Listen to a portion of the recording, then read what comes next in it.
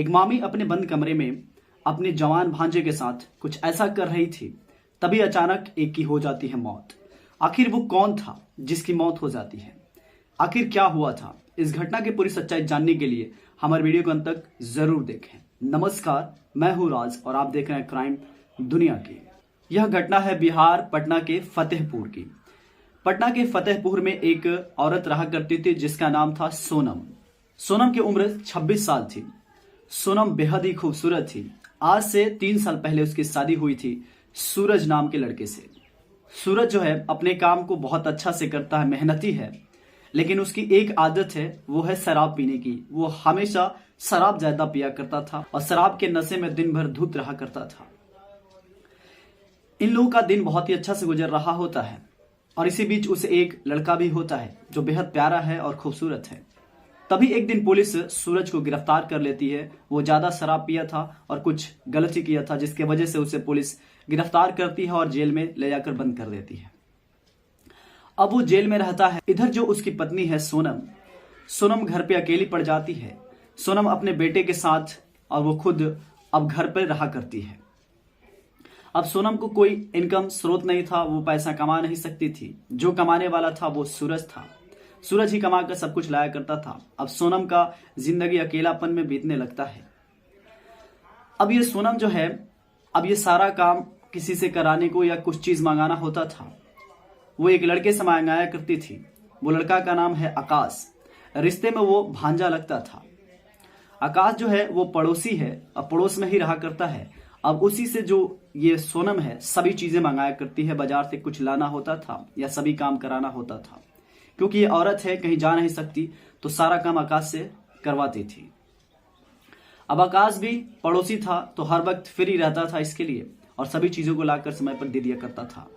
आकाश जो है काफी हट्टा कट्टा नौजवान लड़का है और सोनम भी बेहद खूबसूरत थी। अब ये दोनों में बातें होने लगती हैं और बातें करते करते अब ये मोबाइल से घंटों घंटों बिता दिया करते हैं बात करते, और दोनों में दोस्ती हो जाती है और ये दोस्ती आगे चलकर प्यार में तब्दील हो जाता है और ये दोनों आपस में प्यार करने लगते हैं। अब ये लंबे लंबे सपने देखने लगते हैं। ये सोचते हैं कि अब हम दोनों एक साथ जिंदगी बिताएंगे और एक साथ ही रहेंगे। लेकिन जो सोनम है ये भूल जाती है कि उसका एक पति भी है जो अभी जेल में है। लेकिन सोनम बिना इन बातों को सोचे और आकाश से वादे पे वादे किए जाती है कि हम दोनों एक साथ रहेंगे, जिंदगी एक साथ बिताएंगे, हम पुनः शादी करेंगे। अब इस तरह से दिन कटने लगते हैं। इन दोनों के बहुत ही मौज मस्ती से दिन कट रहे होते हैं। तब तक एक दिन जो सूरज है उसे पुलिस थाने से रिहा कर देती है। अब जो घर आता है तो सूरज काफी खुश होता है अपने बीवी को देखकर, अपने बेटे को देखकर। लेकिन जो उसकी पत्नी है उतना खुश नहीं होती है। इससे तो कोई बात नहीं होता सूरज को। सूरज अब बाजार जाने लगता है कुछ काम के वास्ते से। जब बाजार निकलता है तो गांव वाले उसे मिलते हैं और कहते हैं कि तुम्हें पता है सूरज, तुम्हारी जो पत्नी है जिसका नाम है सोनम,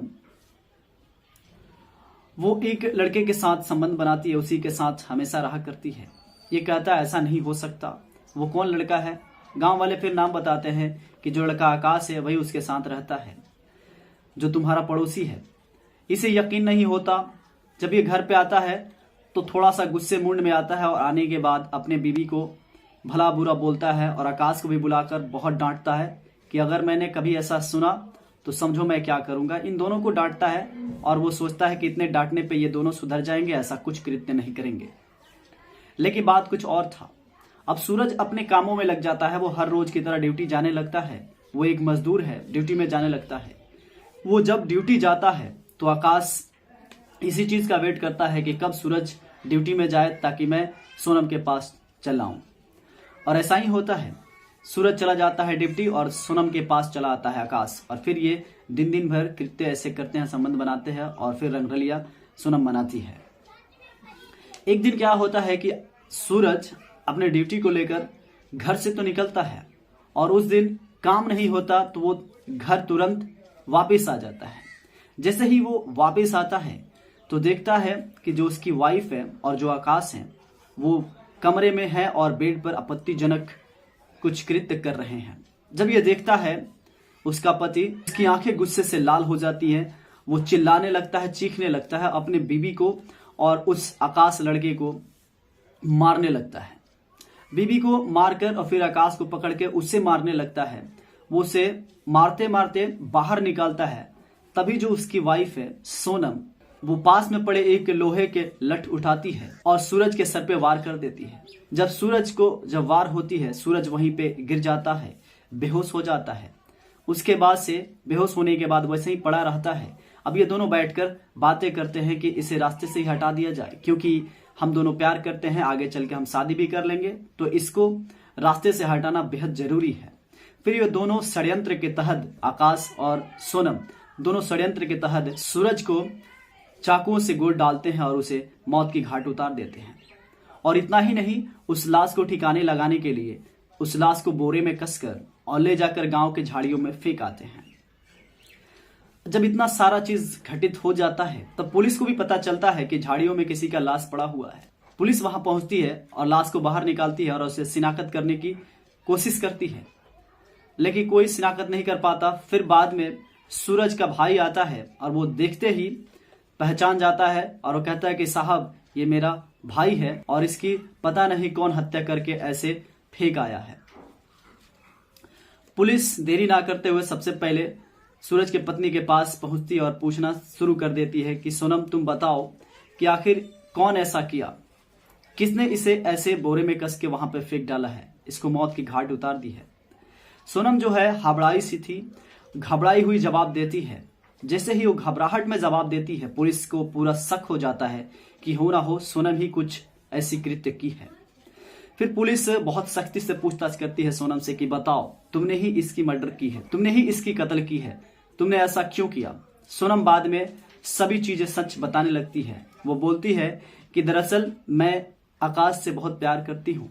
अब जैसे ही आकाश का नाम आता है, पुलिस पूछती है कि आकाश कौन है, तो वो बताती है आकाश वो लड़का मेरा पड़ोसी है जिससे मैं प्यार करती हूँ, और हम दोनों इतना प्यार करने लगे थे आपस में कि हम सोचते थे कि इस सूरज को हटा दिया जाए रास्ते से और हम दोनों शादी करके अपना जीवन बसर करेंगे, जीवन खुशियों में बदल देंगे। और इस षड्यंत्र के तहत हम दोनों ने सूरज को मार डाला और इसे ले जाकर झाड़ियों में फेंक डाला।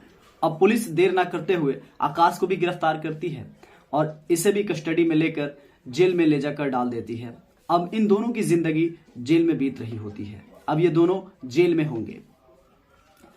दोस्तों, आपका क्या कहना है यहाँ पे, किसकी गलती थी?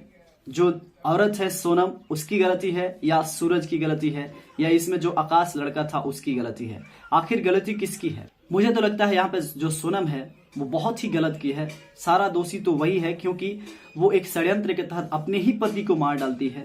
उसे थोड़ा भी दया नहीं आता कि वो मेरा पति है और वो जेल में है, जब आएगा तो उसके साथ मुझे जिंदगी बिताना है। लेकिन ये तो कुछ और रंगरलियां मना रही थी किसी और दूसरे लड़के के साथ। तो ये बिल्कुल गलत है और पुलिस ने इसे ले जाकर जेल में बंद कर दिया। ये बिल्कुल ठीक किया। लेकिन आपका क्या कहना है, आप कमेंट बॉक्स में जरूर बताएं। दोस्तों, इस कहानी को सुनाने का उद्देश्य आपको परेशान करना नहीं है, ना ही आपके भावनाओं को ठेस पहुंचाना है। बस आपको बताना है कि आप जहां भी रहें, सावधान रहें, सुरक्षित रहें, जागरूक रहें, अपना ख्याल रखें, अपने घर वालों का ख्याल रखें। इसी के साथ मिलते हैं नेक्स्ट वीडियो में। तब तक के लिए जय हिंद, जय भारत।